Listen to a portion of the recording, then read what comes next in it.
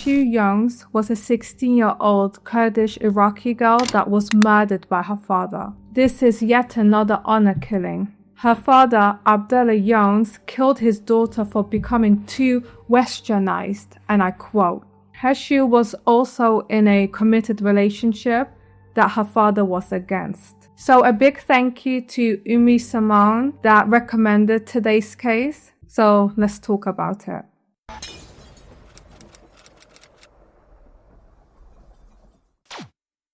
So Heshu was born in the year 1986. I couldn't find her date of birth. Yowever, she came from a Kurdish Muslim family in Iraqi Kurdistan.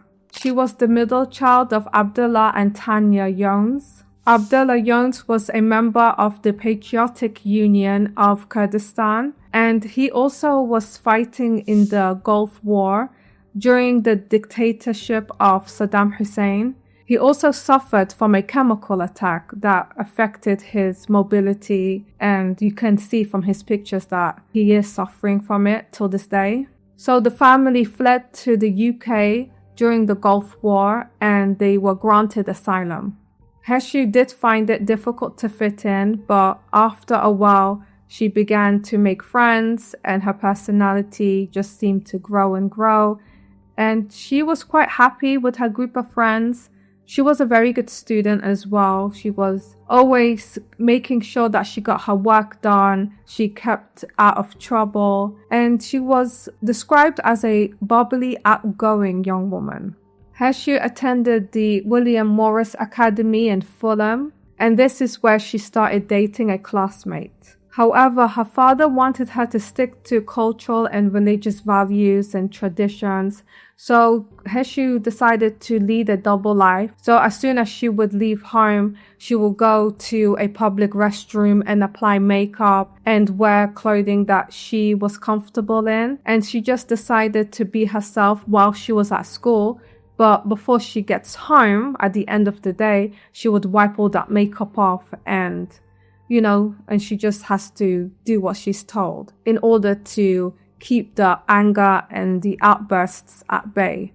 Her father was a very mean, domineering, intimidating man, and she wasn't feeling safe at all, expressing her opinion, expressing herself. It was completely out of the question. With all of this pressure mounting up, Heshu decided to skip classes. She was getting stressed out. She became a little bit disobedient, a little bit boisterous, she is a teenager and that is expected. However, her grades started to slip and her father found out about it. Before her death, her family visited Iraqi Kurdistan for a holiday.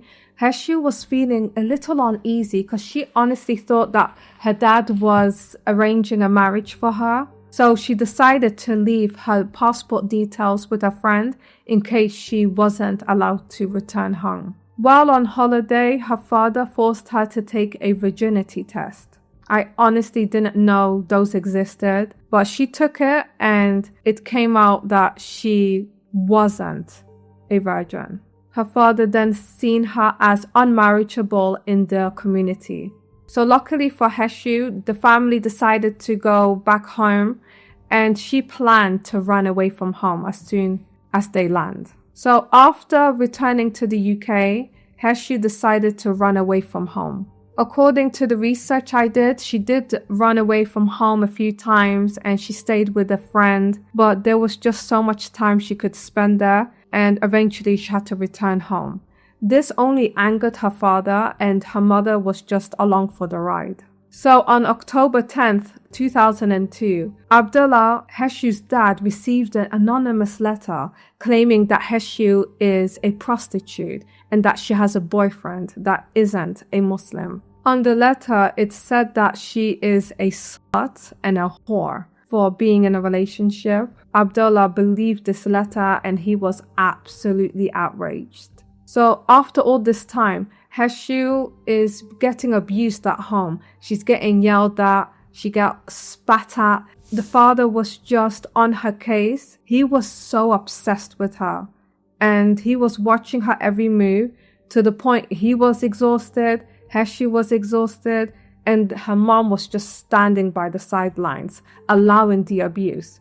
And this is quite common when it comes to honor killings. It's the father that usually is on the driver's seat and controls everything.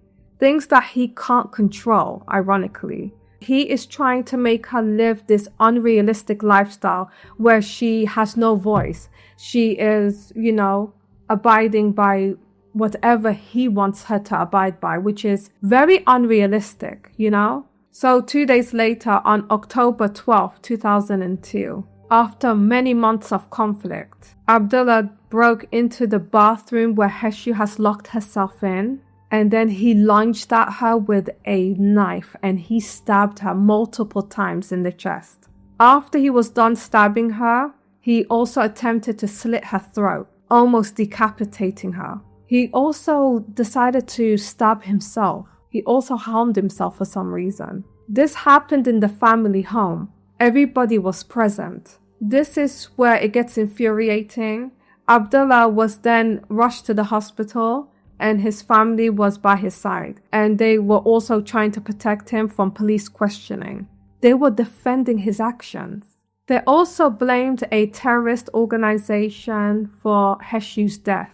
Despite the overwhelming evidence that Heshu has sent to her friends, she was also video recording the family for many years, recording the abuse. So despite all the evidence Heshu has recorded before her death, her family tried to make out that they are this happy family, that they are very close-knit, they love each other very much. Obviously, that wasn't the case. It gets worse. The police find out that the community that they were from were also trying to cover up the crime. Abdullah was also threatening witnesses and trying to raise money for his bail. Eventually, Abdullah did admit to killing his daughter. However, he tried to blame it on mental health issues. He was claiming that he was outside of his body and he had no control, and he completely snapped at that given moment. At that given time, apparently he blacked out. He doesn't remember what happened. And before you know it, he was out of his mind and he couldn't control what he has done to his daughter. So he doesn't want to claim any responsibility. He's trying to find a lesser charge for diminished responsibility. He claimed that when he attacked Heshu, he has no recollection on what has happened. But just before his trial began, he pleaded guilty to murder. And he just knew that he couldn't just lie his way out of it. Heshu has collected so much evidence of what was happening to her throughout the years. She knew probably that she would need all this evidence one day, but it's just so upsetting knowing what has happened to her. So as Abdullah changed his plea to guilty, he also wanted to tell the jury that he felt triggered because of the anonymous letter that was sent to the family home. That is the only reason why he killed his daughter. That letter triggered him. He said that he felt ashamed and it was putting pressure on his family's honor. And at this point, their definition of honor is just so far-fetched. There is no honor in killing your own family. There's no honor in killing in general, So on September 30th, 2003, he was sentenced to life in prison. He is serving a whole life tariff. I also forgot to mention that as he was stabbing his daughter, he also stabbed himself and he tried to cut his own throat and tried to jump off a balcony. I couldn't find what prison he's currently staying at, but he is serving a whole life order anyway. So the judge noted that the cultural differences between Kurdish values and Western values was setting a minimum sentence of at least 14 years before he could ever be considered for parole. I highly doubt it due to the severity of today's case. Heshu's case was the first case in the UK to be legally recognized as an honor killing. This case, I just find it so upsetting, Heshu was so young. She had her whole life ahead of her. She was a bright young woman, and her life was cut short due to a barbaric tradition that doesn't even make sense to me, you know? There is no honor in killing. And it is something I could never understand. Like, why do this?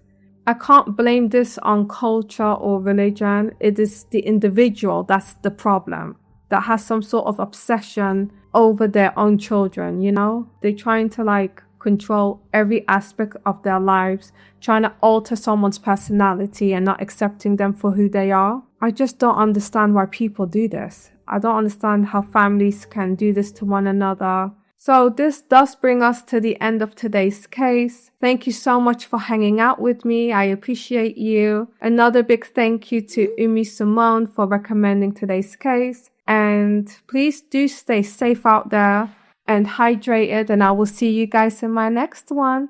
Thanks for watching. Bye.